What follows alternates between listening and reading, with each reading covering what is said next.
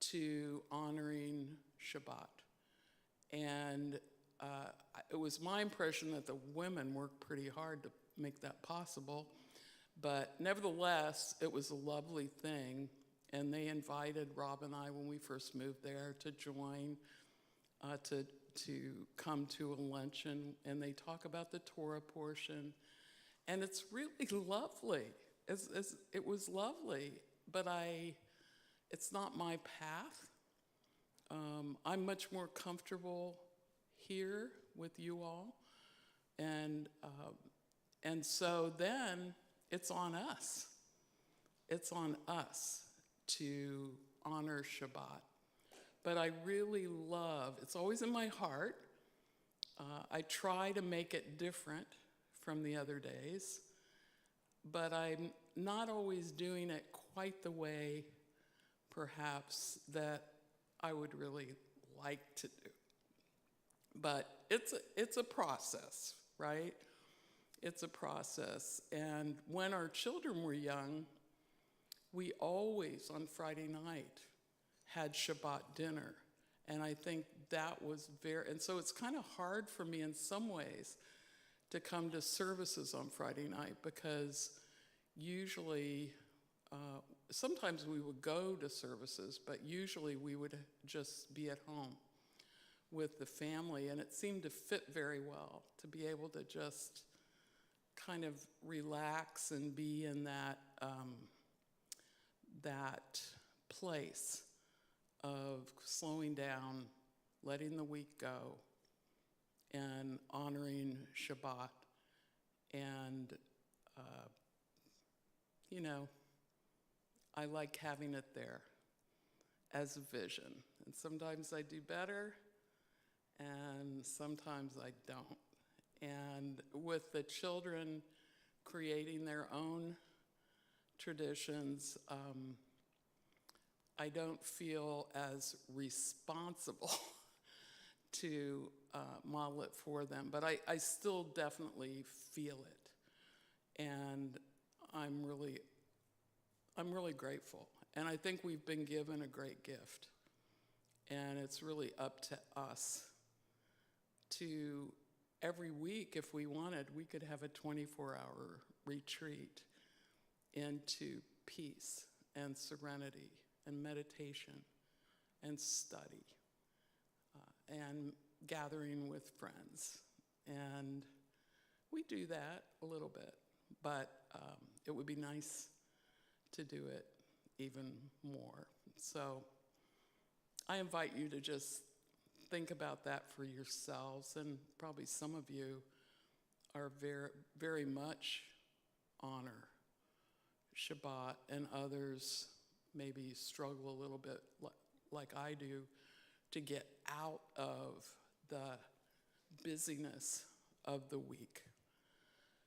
So, tonight, oh, thank you, just in time. Tonight, I want to let you know about the tzedakah recipient for this month, and half of all our donations go to Open Arms.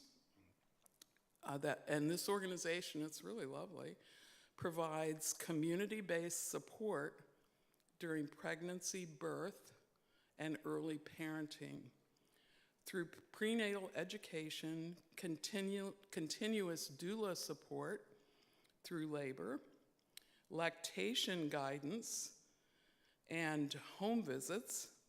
They establish supportive networks from pregnancy up to a child's second birthday. That's pretty nice. That's a really good thing. So you may donate either by contributing to the tzedakah box, right, which sits in the back of the sanctuary, or for those of you at home, you can contribute online if you either go to the website or to the newsletter, right? The app, yeah, the app. And there's a little donate button, and it's an easy way to do it. And so I hope that you'll all do that.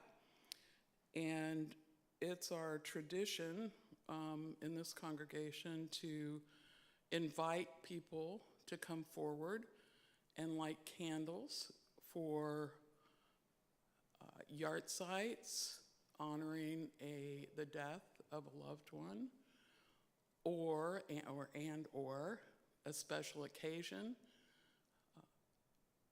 or other event that really is important and has big importance to you. So as I invite you to come forward, or actually I think Rob's going to do that. Is that right?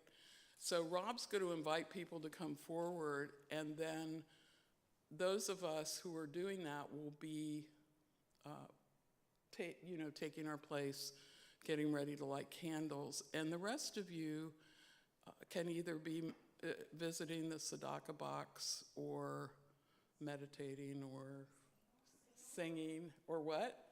We're singing. Yeah. So with that being said, yeah, we'll invite you to come up. So you're going to read the names, right? We always like to have music during choreography. And you're going to light. Yeah, I'm going to light the candles. We'll do the names after the song is over.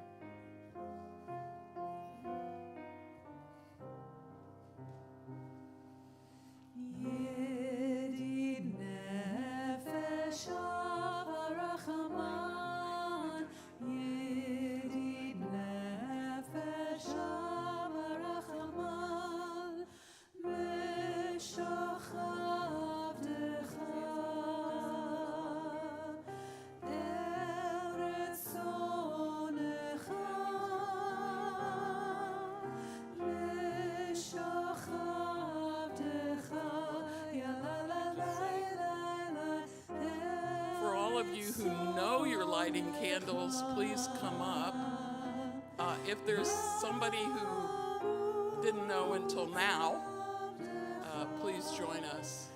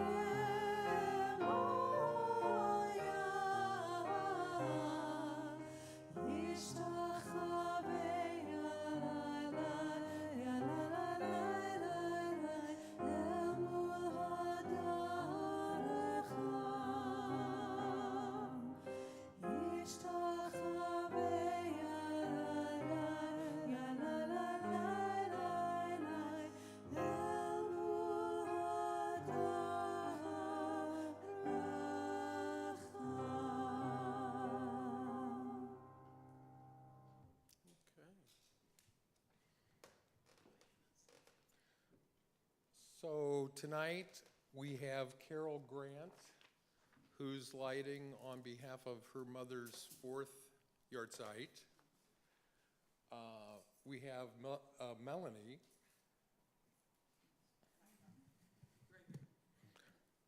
Melody, who is lighting on behalf of her mother's 1st yard site, Laura Kornfeld. Okay. And we have Rochelle Gaither, is lighting 2 candles this evening. The first to celebrate her 62nd birthday. Don't look it. This Sunday the 9th. And the second candle is in thankfulness that her next door neighbor, Lily Lukish, who sustained multiple life-threatening gunshot wounds at the Gorge on June 17th, is now home and recovering from her injuries. Okay. And we have Marianne Baltspiegel, who's lighting on behalf of her mother's yahrzeit. Yeah. And Diana Rose is lighting in celebration of her upcoming birthday on July 10th, also for Oliver's mother's birthday, Martine and Shelley Oakley's birthday. Lots of birthdays. All on the same day. Yep, all on the same All day. on the same day? All on July 10th, yep. Very cool. Very cool. Does anybody else have a event that they're? Did we have any virtual candle lighters? Oh, virtual candle lighters at home. No, there's nobody on the list. That is the complete list. But what you might want to sit with for just a minute is who you might be lighting a candle for tonight if you were here up with us lighting the candles. And we cover our eyes. Baruch atah Adonai Eloheinu melech haolam asher kiddushanu b'mitzvotav v'rivanu lehadlik ner shel Shabbat.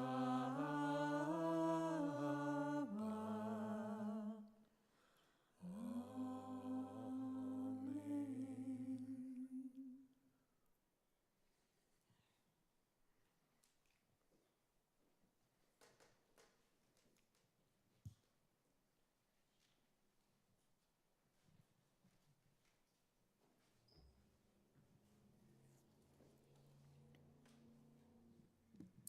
Well, Shabbat Shalom, everyone. I'm here this evening to say a bit about the Barhu and the Shema and the Vahafta. My name is Rochelle Gaither, and I've been a member of Bet Aleph for 7.5 years, and I'm currently going through the conversion process with Rabbi Olivier, and as a nearly Jew of choice, I didn't grow up hearing these melodies and prayers. But a few years ago, I made a commitment to say the Shema before going to sleep, and again as I wake up. At first, it felt a bit awkward, but with time, my awareness increased, and the words became my own. In Exodus 24:7, the Israelites accept the covenants of God by saying, "We will do and hear everything the Lord has said." I love this verse because it implies that action, coupled with time, can bring about insight and understanding. The Barhu is a call to blessing, but who is doing the calling and who is doing the blessing? Is the divine calling us, or are we calling the divine? The non-dual answer to that is, or to the last two questions, is yes and yes. We are calling ourselves. We are the divine, and the divine is us. Or more accurately, the divine is calling the divine. It is the ultimate in self-talk. It's all a monologue. I love that too. And in our prayer book, the first line of the Barhu in the English translation is, "Bless the eternal, the one who is blessing." So it's a circle. It's a loop. The blesser is the blessee, and the blessee is the blesser. they're the same. So taking this through to its final non-dual conclusion, there is no blesser or blessee. There's only a blesseree. I had to practice that one. The second line in the English translation is, "Blessed is the eternal, the one who is blessing eternally." The line is telling us that the eternal is sacred, holy, and that everything is forever imbued with sacredness and holiness. Please rise for the Barhu.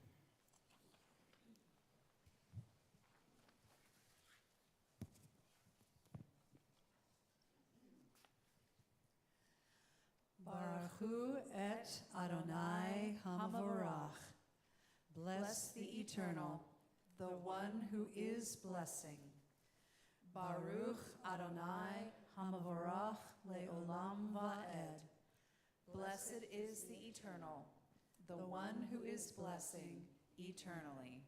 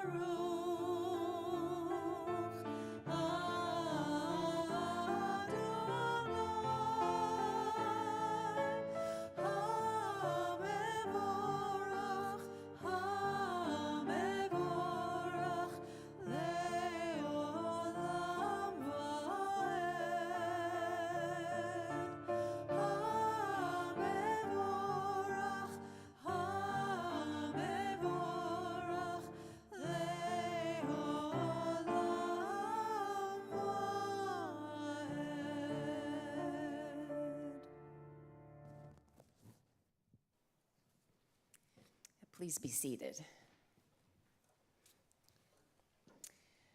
Well, the words of the Shema are the concentrated essence of Judaism. In very few words, it is the summation of Jewish consciousness. Shema, listen. It's an imperative to bring our full selves to the moment.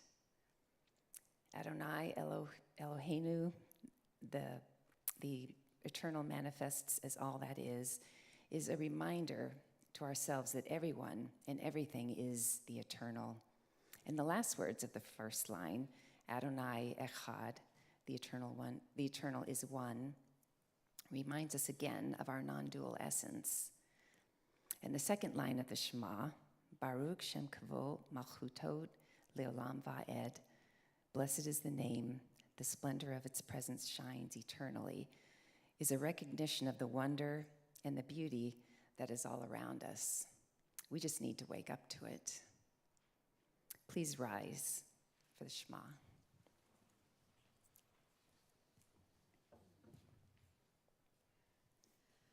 Shema Yisrael, Adonai Eloheinu, Adonai Echad.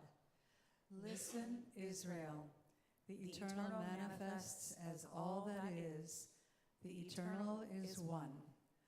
Baruch Shem Kavod Malchuto Le'olam Va'ed. Blessed is the name, the splendor of its presence shines eternally. Shema Yisrael, Adonai Eloheinu, Adonai Echad.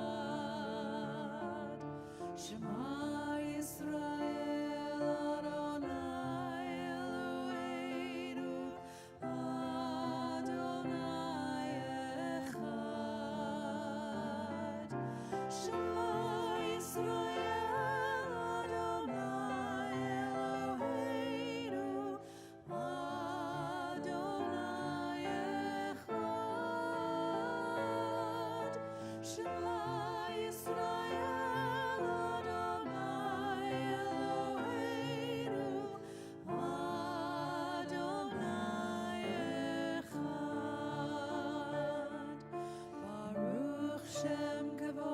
Shem kevod malchuto leolam vaed. Baruch Shem kevod malchuto leolam vaed. Shema Yisrael Adonai Eloheinu Adonai Echad.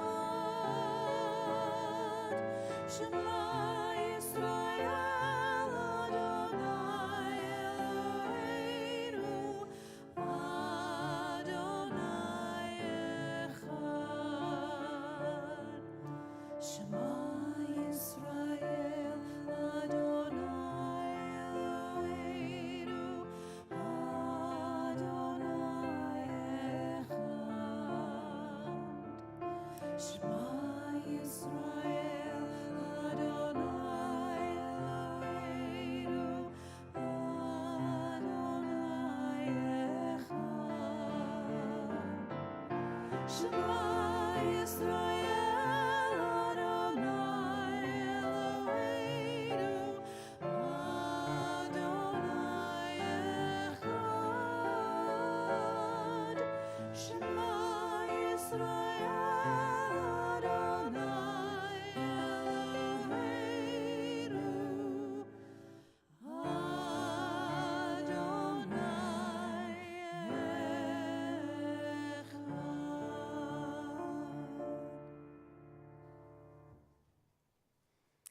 Please be seated. Now, I see the Vehafta as the Shema reconstituted. The words of the Barhu and the Shema are distilled so that only the essence, the essential meaning remains. The Vehafta, in my view, is poetry. It's wordy in the most beautiful sense. Now you can love the Eternal One in all its manifestations with all your heart, with all your soul, and with all your energy. Let these words, connecting you to Source now, be always in your consciousness. Embody them for your children and repeat them when you sit in your house, when you walk on your way, when you lie down, and when you rise up. Bind them as a sign upon your hand, and let them be as frontlets between your eyes. Write them upon the doorposts of your house and upon your gates. So, with all your heart, soul, and energy, always in your consciousness, embody them to your children. Repeat them as you sit, walk, lie down, and rise up. Bind them to your hand and forehead. Write them upon your doorposts and gates. There's no ambiguity here. At every moment, we have the opportunity to live from a place of love. And just to sum up before we do the Vehafta, the Barhu is a call. It's a gathering to ourselves. The Shema tells us to listen, be present. Everyone and everything is divine. The Vehafta is to say yes to love and to live our lives from that place of love. All of this is to serve as reminders of who we are and what we are and that we are always in the presence of the divine. So the Vehafta. Ve'ahavta et Adonai Elohecha v'chol levavecha u'v'chol nafshecha u'v'chol me'odecha ve'hayu hadvarim ha'ele asher anochi mitzavecha hayom Alevavecha, Vishinantam levanecha, Vidibartam bam, Beshivtecha beveitecha, Uvlechtecha baderech, Uvshochbecha, Uvekumecha, Ukshartam leot, על ידיך, והיו לטוטפות בין עיניך, וכתבתם על מזוזות ביתך ובשעריך, למען תזכרו ועשיתם את כל מצוותיי, והייתם קדושים לאלוהיכם. אני אדוני אלוהיכם, אשר הוצאתי אתכם מארץ מצרים, להיות לכם לאלוהים. אני אדוני אלוהיכם. Amen.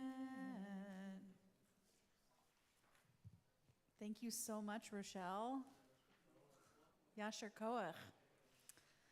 We're going to take a little musical break, sing one of my favorite songs on page 9. This is Kedushat Hayom.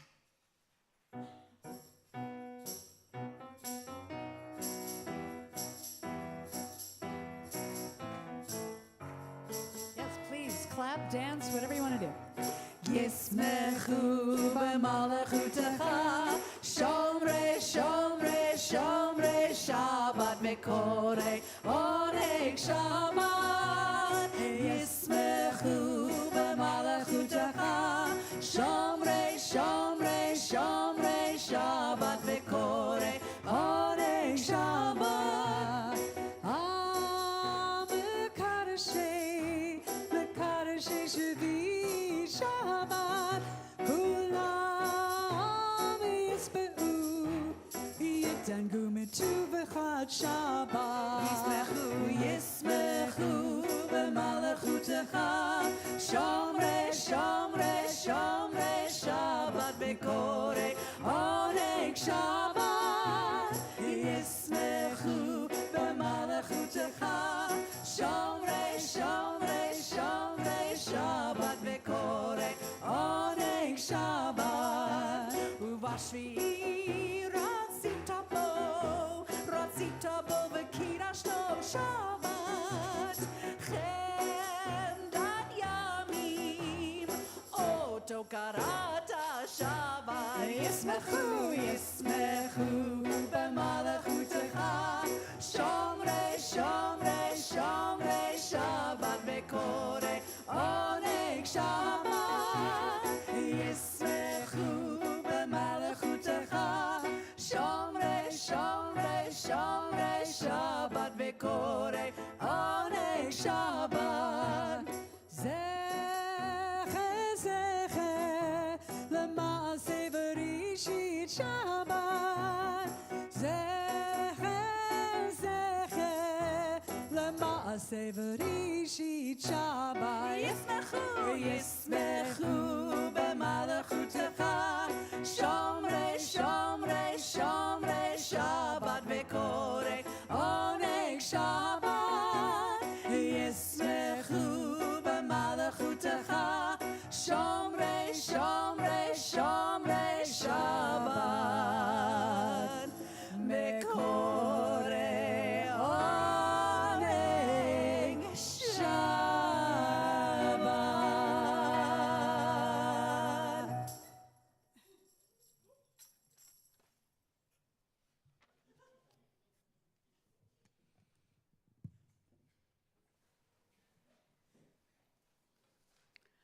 Shabbat Shalom, everyone.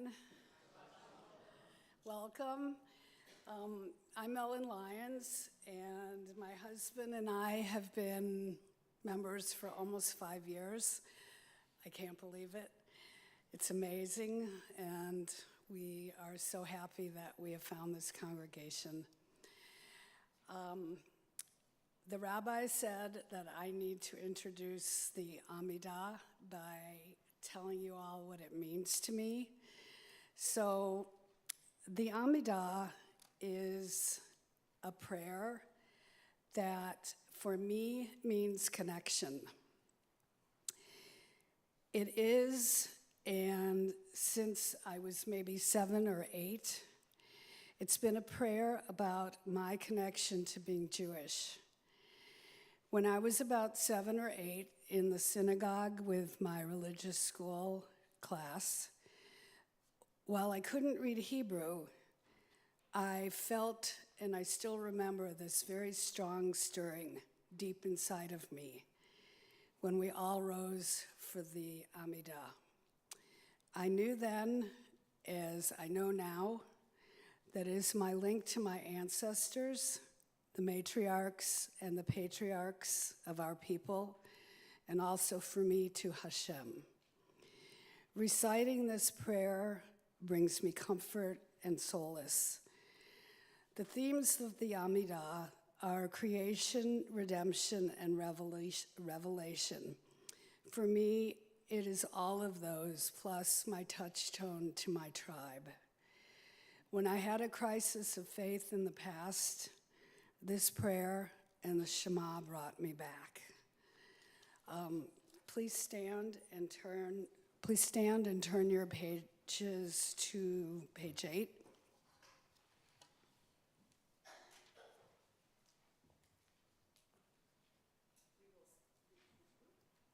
We on? Yep. Adonai sfatai tiftach, ufi yagid tehilatecha. Eternal One, open my lips, that my mouth may declare your praise.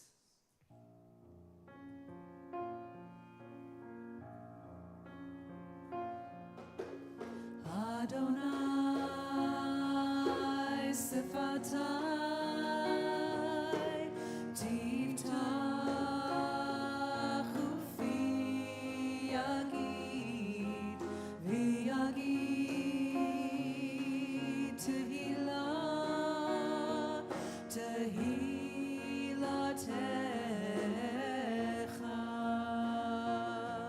tehilatecha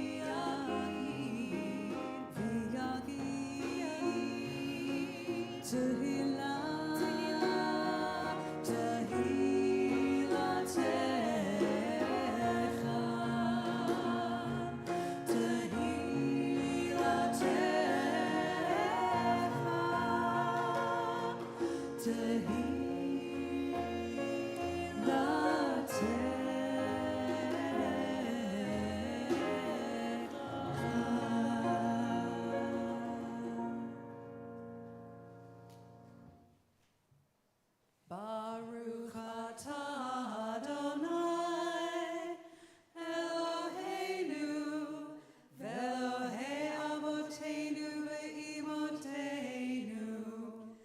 Elohei Avraham Elohei Yitzchak v'Elohei Yaakov Elohei Sarah Elohei Rivka Elohei Ve'Elohei Rachel, Ha'el Hagadol Hagibor V'Hanora, El Elyon, Gomer Chasadim Tovim, Ve'Konei Hakol, Ve'Zocher Chasdei Avot Ve'Imahot,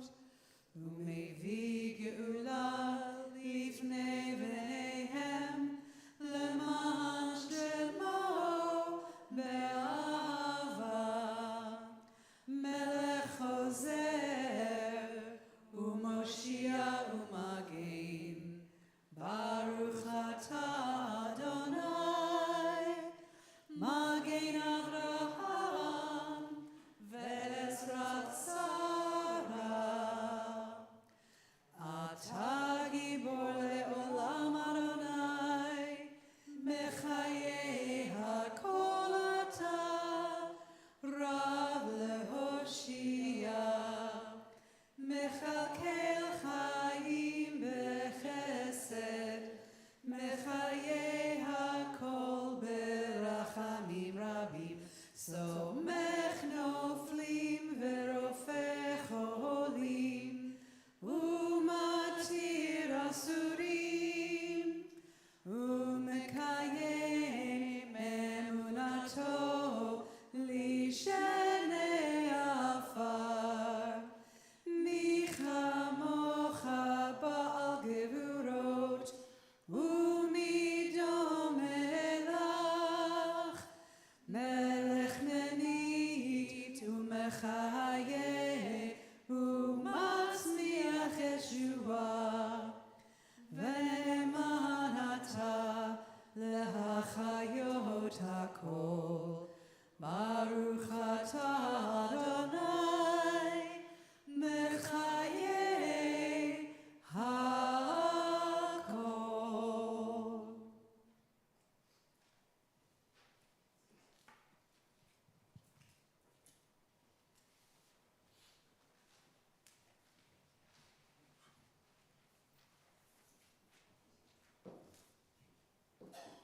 You may be seated. That was the encore. All right. Oh, I'm Diana Rose, music director, member of Bet Aleph since 1999, when I was only 2 or 3. Anyway, I'm going to give the Devar, the talk tonight. The parasha is Pinchas. Now, there's several events that happen in this portion. Now, if you remember, the whole portion thing came later when they realized, in the diaspora, and they had to want everyone to be able to remember what was in the Torah, and then they divided it up into sections to cover, so much every week. It's interesting, though, because sometimes how they divided it was interesting because it would be like in the middle of a story. So Pinchas, which is the name of the Torah portion, his story actually ends at the end of the last portion and keeps going into this one, and then it changes gears. As you know, that sometimes there's 3 or 4 or 5 different topics in one Torah portion. So here's what's going on in this one. God is telling Moses how to prepare for his death. And he gives him one last opportunity to climb up to the mountain, look over the promised land from afar, because he will not be going into the promised land. I'm not going to talk about that, though. Another part of the Torah portion talks about a census that is being taken, parceling out the land to the men of the tribes. And if you read Olivier's Torah Reflections in your email, he talks about this. The daughters of Zelophehad challenged this rule, claiming that just because there was no male heir didn't mean that they had no rights to their father's land. Not going to talk about that either. Near the end of the portion, God tells Moses when and what offerings to present during each festival: Passover, Sabbath, the new moon, the festival of weeks, the atonement, a lot of burnt animal offerings. Not going to talk about that. I'm vegan, just for you who don't know.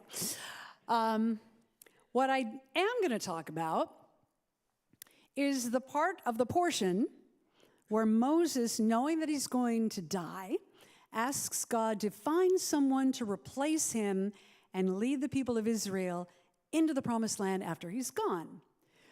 God chooses Joshua and instructs Moses to lay his hands upon him and bless him in front of all the other Israelites. So it is presented that Joshua is the leadership heir apparent.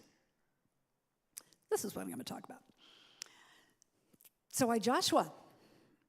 Why not any of Moses' descendants or Aaron's. Just actually, Pinchas is the grandson of Aaron. So, family bloodline, right? Legacy to get in. Well, I'm not going to talk about that either.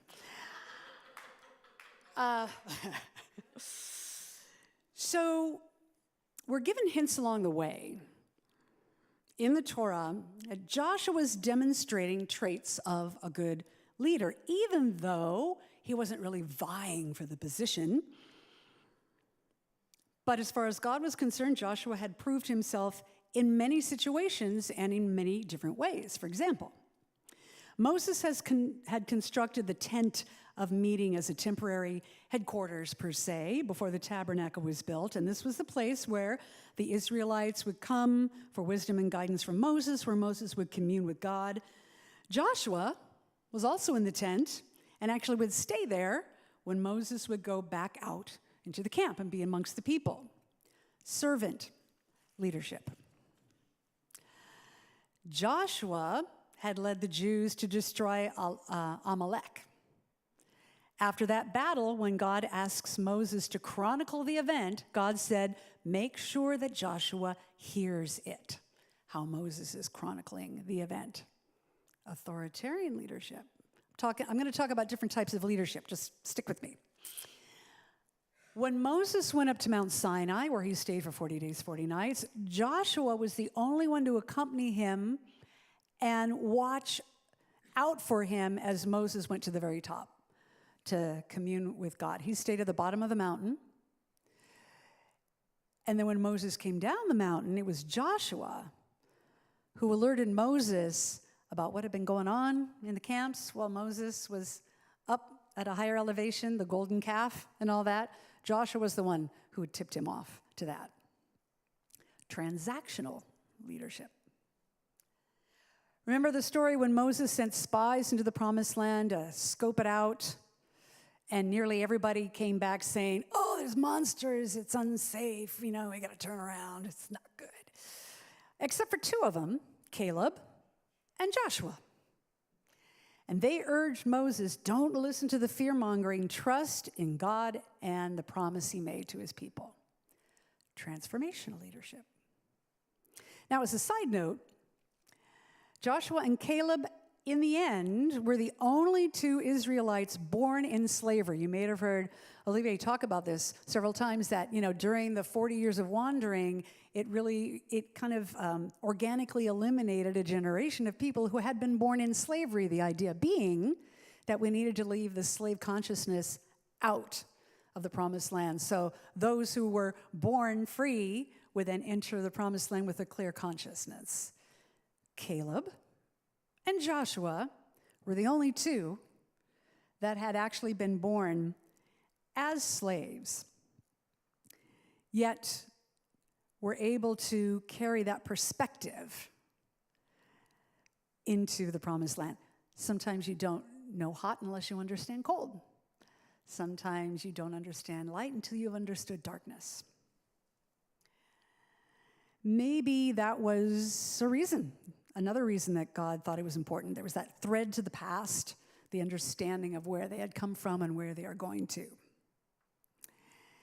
And even though Joshua was kind of Moses' right-hand man, proved himself in many situations, he didn't challenge Moses to a duel. He didn't challenge Moses' leadership. He actually defended Moses on many occasions. He could have let his ego drive him to confront Moses, but he never did. Democratic leadership. So these stories provide us examples, different types of leaderships that show us Joshua's commitment, clarity of focus, humility, courage, and faith. Now, I alluded to some of the different types of leadership styles.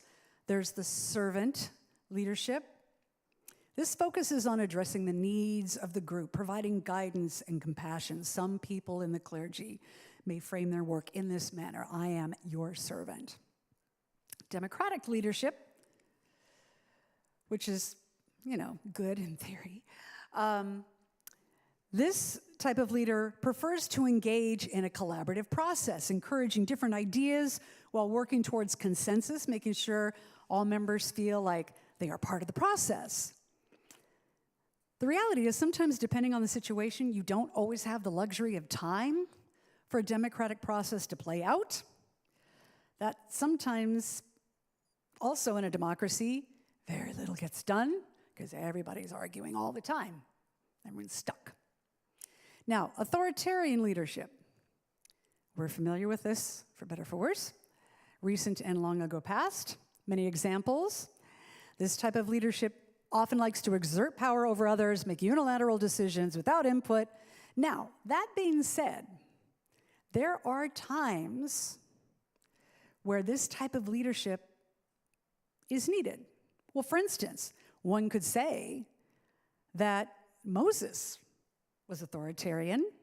There wasn't a lot of democracy when he said, okay, we're leaving now. We're going to cross through that river. We're going to be wandering around. Oh, we're going to wander now 40 years. And he just said, here's what we're doing. God said we're doing this. We're doing this. If you're a parent, guardian, teacher, sometimes the authoritarian approach is needed to keep kids safe, to keep other people safe. And I admit, I've said maybe once, maybe twice as a parent, just because I said so, right? Just because I said so. When you have children that are very little, why? You don't, sometimes it's just not a democracy. Sometimes it's just not a democracy. So authoritarian may have a negative connotation, but sometimes it needs to happen. If all of a sudden we were attacked in some way, shape, or form, we wouldn't necessarily have time to discuss this in debate, how to respond. Let's take a vote. We need, sometimes you need a leader who just needs to act. Transformational leadership. Those are the people who inspire through their vision. Motivational speakers fall into this category. Gandhi, Nelson Mandela, right? There's just something about the message that is transformative. There's the charismatic leaders. Sometimes these can cross over.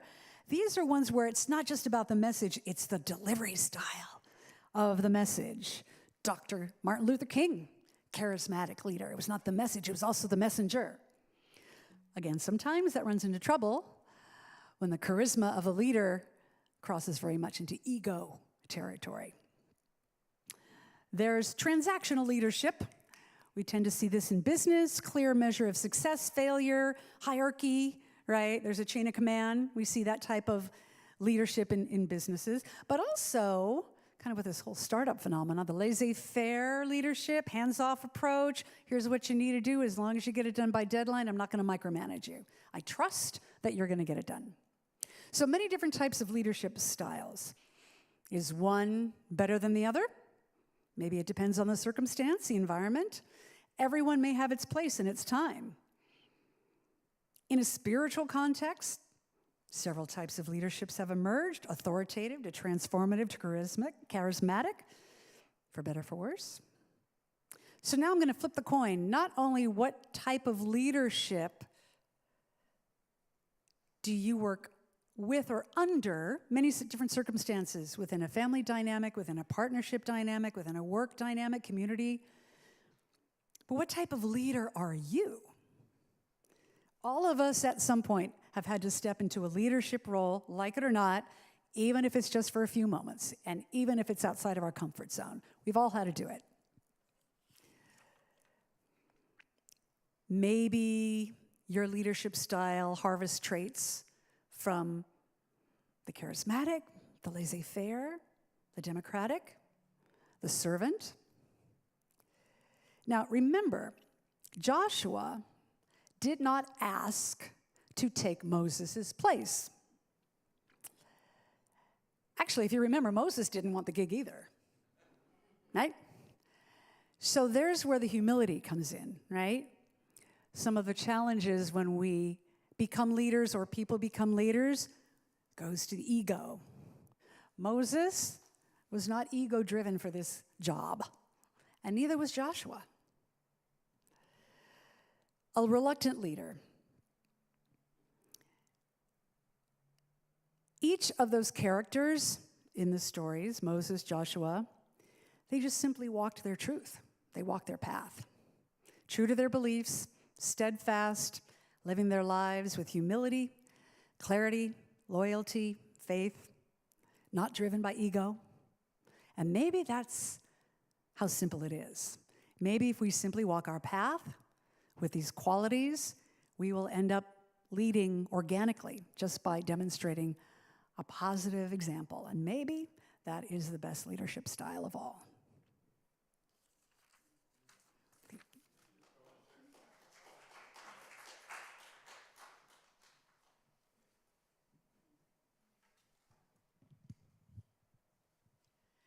We are now going to sing a song that you will find on page 19 of your prayer booklet.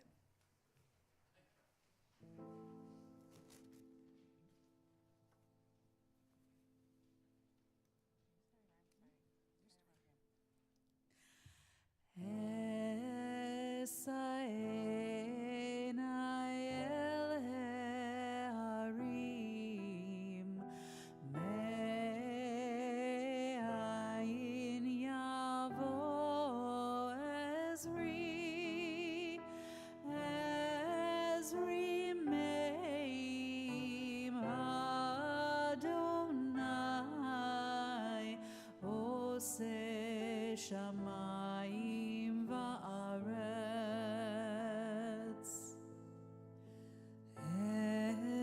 Esaheina el harim Me'ayin yavo Ezri Ezri meim Adonai Osei Shamayim va'aretz Osei Shamayim va'aretz Osei Shamayim va'aretz.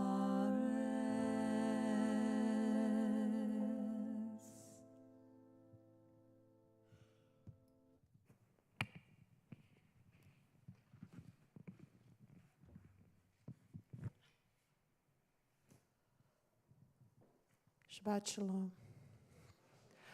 I'm Claire Peterski. I've been a member of Beit Aleph for 24 years. And I will help us through the meditation portion of our service.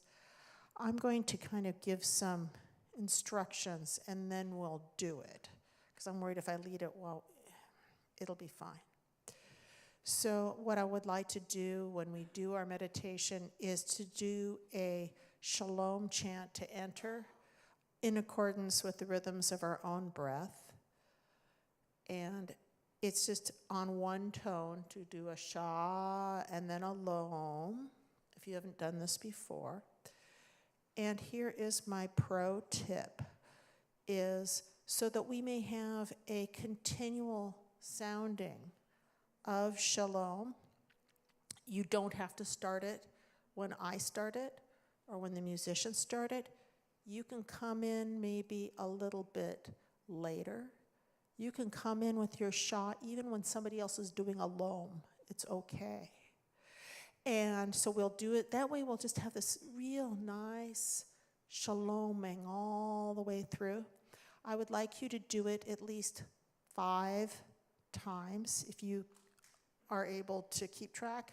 If you don't keep track, it's okay. But the 5 directions are either the cardinal directions, or since we're actually sitting cardinally, which is kind of cool, it is also left, right, behind, and in front.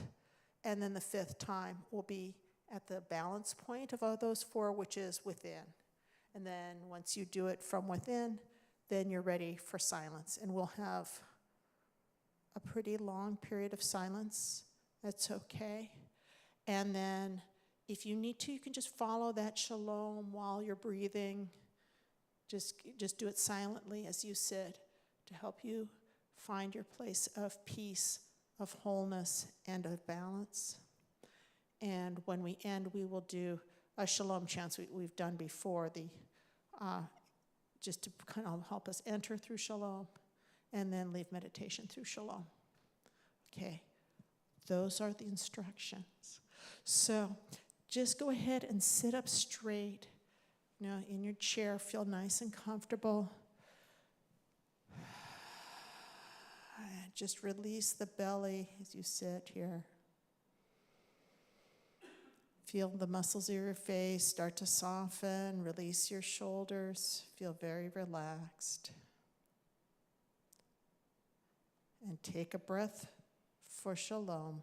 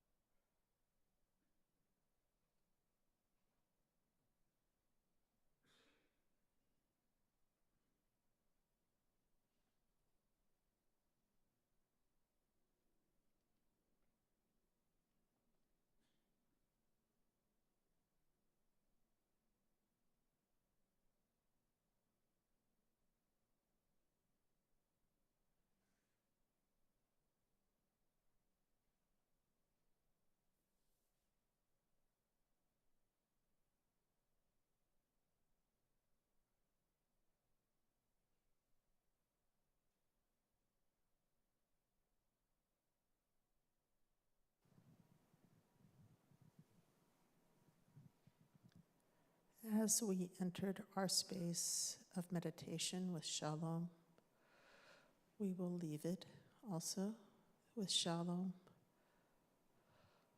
Shalom.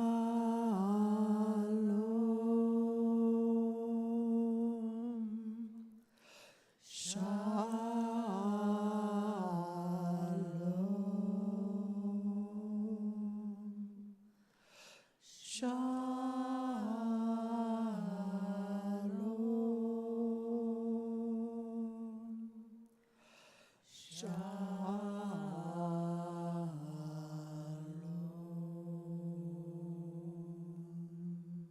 Again. Shalom.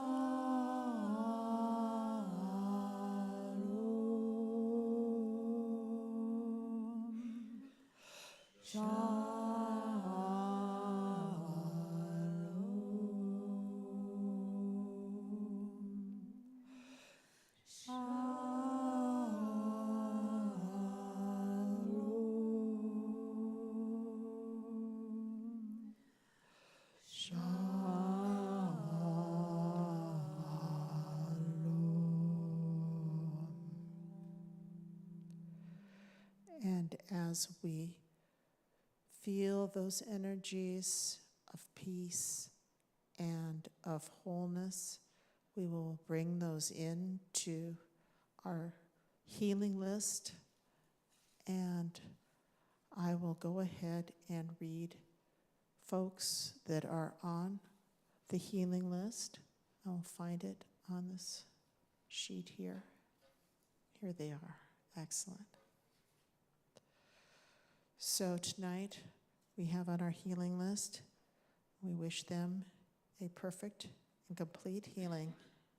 The names are David Mark, Daniel Clark, Maxwell Bernard, Lynn Carroll, Eileen Wellens, Lawrence Stern, Elizabeth Heath, Helen Mossbrooker, Maggie Pisner, Roberto Vasquez Sandoval, Ronnie Shapiro, Margaret Bergman Ness, Blythe Horman, Kalish Levia, Amy Lowe, Carol Standish, Brew Bonenberger, Anuska Perkins, Donna Glosser, Biet Nagele, Noah Clark, Chelsea Weaver,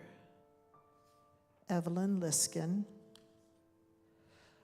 Lisa Vatsky, Lydia Edwards, Greer Davis, Glenn Kendall, Jay Rose, Janet Crowley, Hillary Wilson, Carlos Taylor, Stewie Ehrlich, Hadja Carlisle, Arlene Shatsky, Darlene Reagan, April Hamatake, Monty Kugler, Terry Haybarth, Amira Bear, Robert Lester, Debbie Anderson, Pauline Douglas, Pam Heller, Dolores Heller, Jerry and Rhonda Sanderson, Diane Adams, Sandy Newman, Shannon Campbell, Harold Douglas, Marion Tierney, Alex Bortnick, Debbie Cohen, Philip Herzog, Melanie Grimes, and all those that we hold in our hearts that we know that may be in need of healing, including maybe ourselves. And then we will sing a healing song, which I have listed here someplace, but I know our musicians know where it is as well. It will be Ana Elna.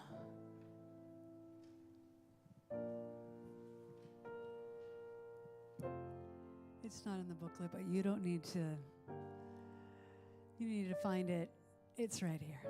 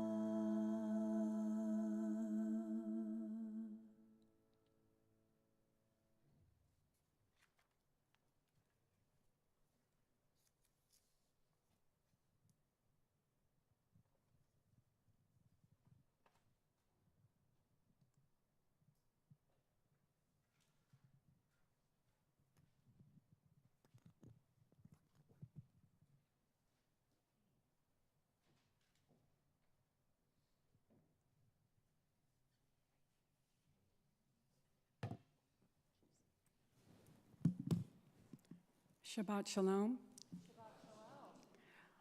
My name is Laura Gilman, and I'm a new member. I've been a member for about 3 years.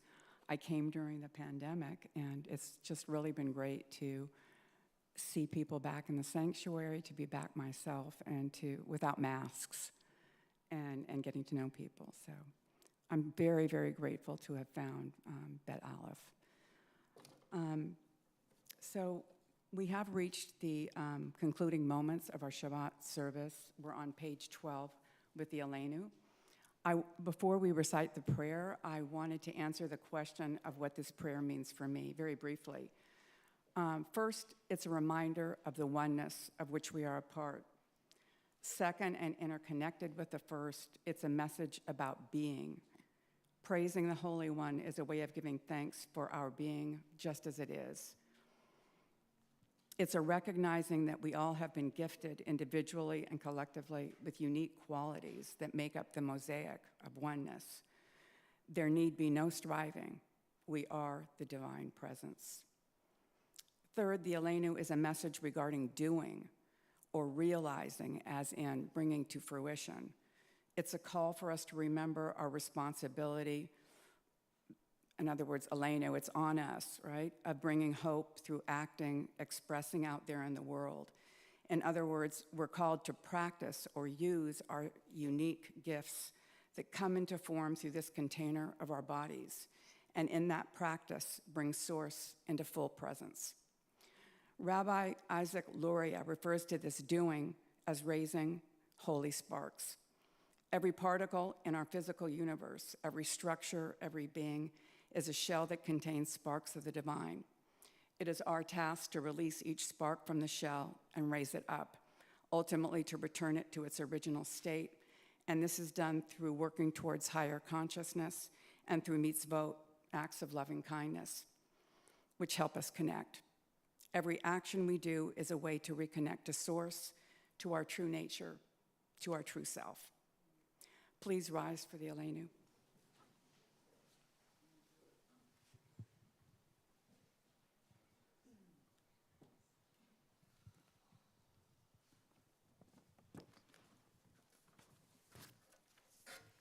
We shall read the English and then chant the Hebrew together. We are the ones given this way of praising the Holy One of all being, that we might understand and express the greatness of the one who shapes all creation. We celebrate our uniqueness and that of others, and seek to discover the wonder that we are. Therefore, we bend the knees, we bow, and we proclaim our gratitude before the ruler of all rulers, the Holy One of all being. As it is said, then we shall truly realize the Eternal One as universal being, and on that day, the unity of being shall be celebrated by all. Aleinu l'shabeach la'adon hakol, la'tet gdula yoseh bereshit, shelo asanu kigoyei ha'aratzot, velo samanu k'mishpechot ha'adama, shelo sam chelkeinu kahem, וגורלנו ככל המונם, ואנחנו קוראים ומשתחווים ומודים לפני מלך מלכי המלכים, הקדוש ברוך הוא, ונאמר והיה אדוני למלך על כל הארץ ביום ההוא, ביום ההוא יהיה אדוני אחד.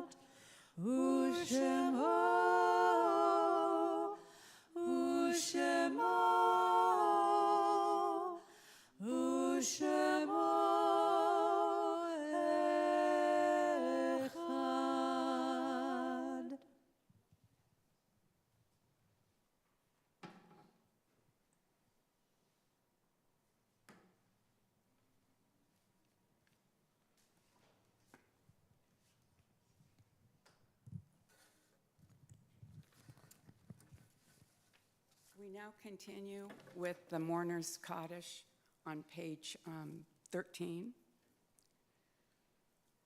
Before we recite that prayer, I would like to say a few words about what the prayer means to me. The Kaddish is recited to honor and remember those who have already made their transition.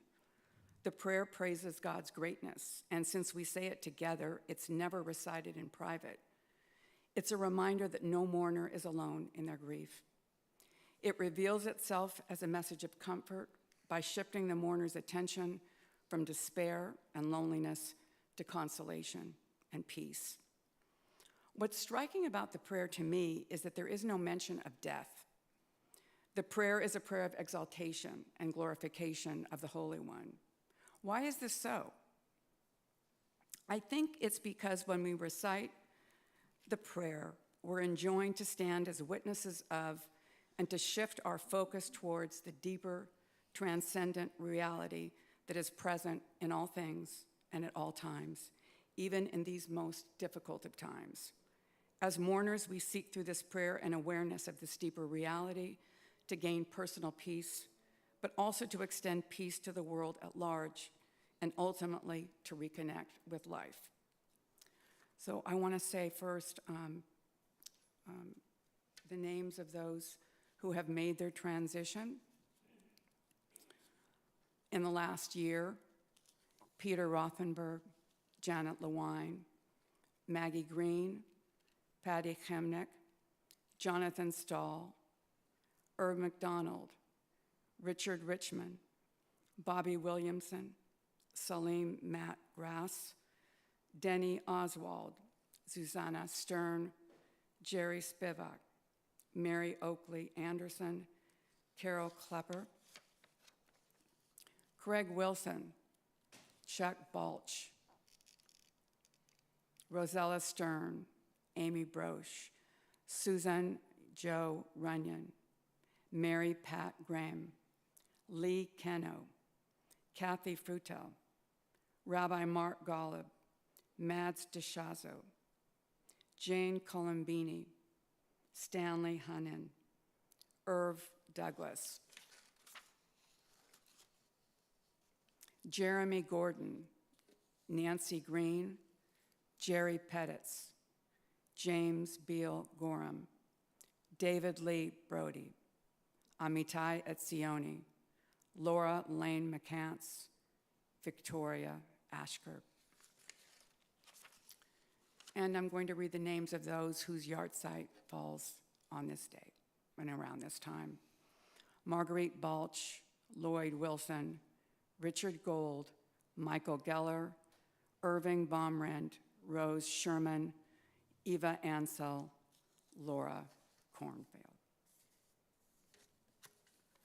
And we continue now with the Kaddish on page 13.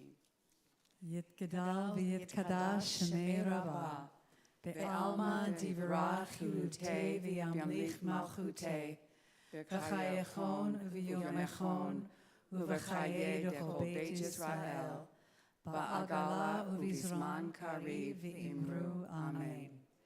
Yehi shemei Rabbah mivarach la'elam u'almei almaya.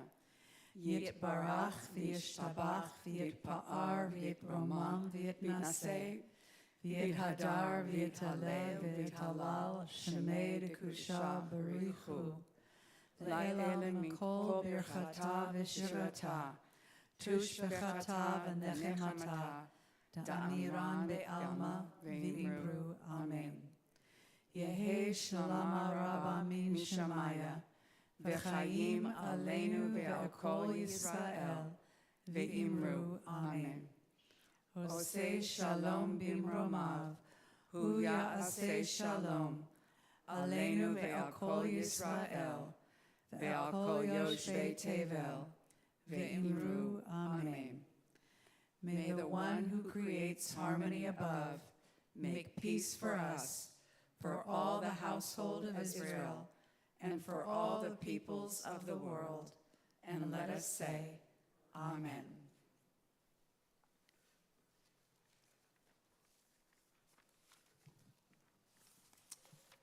And Melissa, is she? Here she is. You can be seated.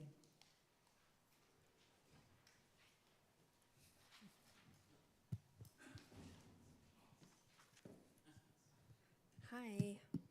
Just a couple of announcements tonight. First, we have our community picnic. This is Sunday, July 16th, so pretty soon at 4 p.m. at Seaward Park at shelter number 2. On our app, we have an RSVP link, so please RSVP, bring a dish, come, it'll be fun. I'm bringing my kayak. It's going to be a good time. If you want to help out, email me at administrator@betolive.org. I'd love a little help putting it all together if you're interested. Also, Rabbi Olivier has been holding the Saturday morning study sessions, the Maimonides, A Guide to the Perplexed. That is on hiatus until August 19th, so don't show up for the next couple Saturdays. Nobody's going to be there. Lastly, I just wanted to mention, we kind of mentioned this at our annual meeting, our committees are growing and evolving, and we're looking for people to participate. I have a QR code at the welcome table, so you can see the different committees that we have. But we'd love to get you guys involved.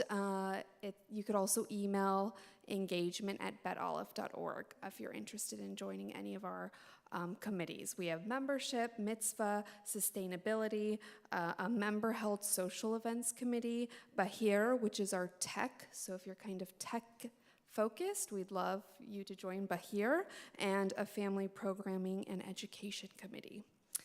Yeah, that's it. Okay, hope everybody's having a lovely summer. 12 more weeks of summer. Never enough, never enough, never enough. So please join us downstairs for the oneg. I got a sneak peek. It's a nice spread. So join us for that. I also want to thank everybody that contributed their energies to guide us through services tonight. We really, really, really appreciate it. And I decided to pick this song to end the service tonight. It's been a long time since we've done it. It's not even in the prayer book, but that's okay. It's all in English. You're good. And for some of us that have been around for a while, it'll come back. I will say that I tweaked it a little bit. The original title is Because of My Brothers and Friends. Because of my sisters and friends, we're now changing that to Because of My Siblings and Friends.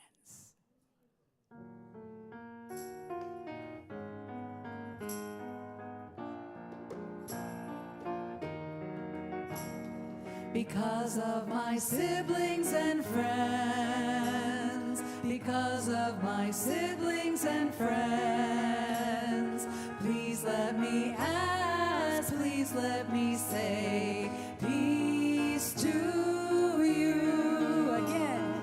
Because of my siblings and friends, because of my siblings and friends, please let me ask, please let me say, peace to you.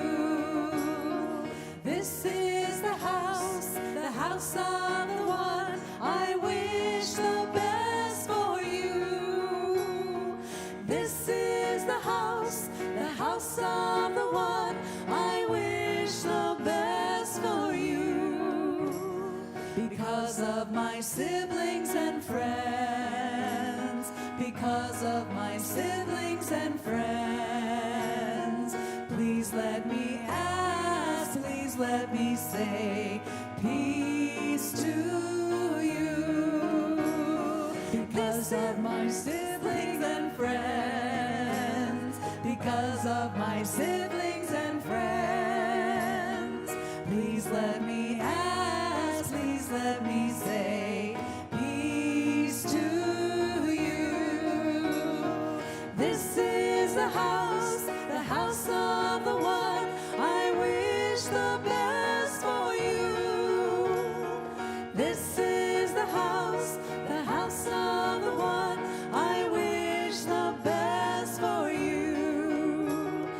This is the house of the one.